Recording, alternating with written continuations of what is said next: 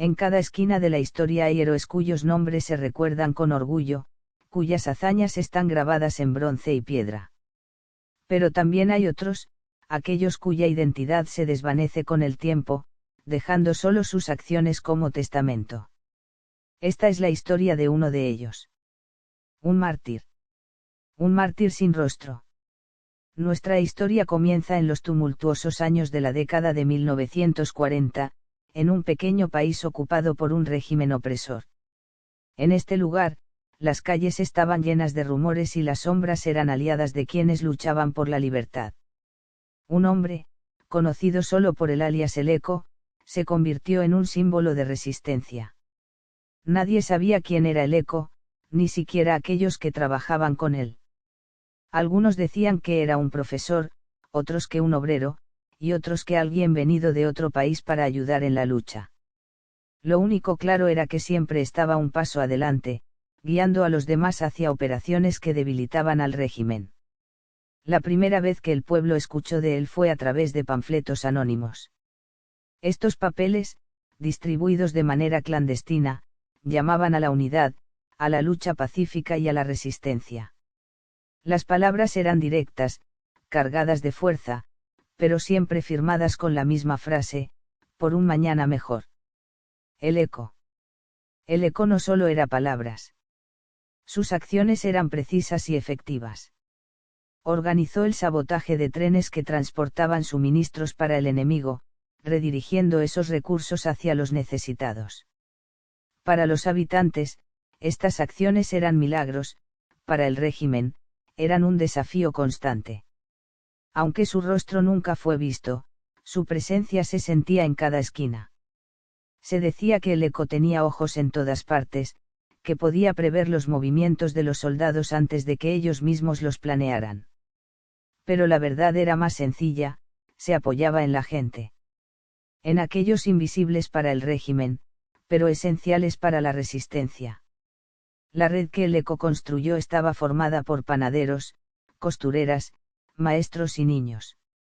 Cada uno desempeñaba un papel, pequeño pero crucial, en la lucha. Los mensajes pasaban de mano en mano, y los planes tomaban forma como un rompecabezas que solo él entendía completamente.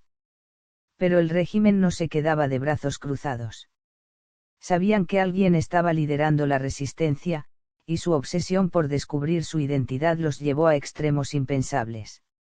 Casas fueron registradas, personas interrogadas, y cada sospechoso era detenido sin miramientos.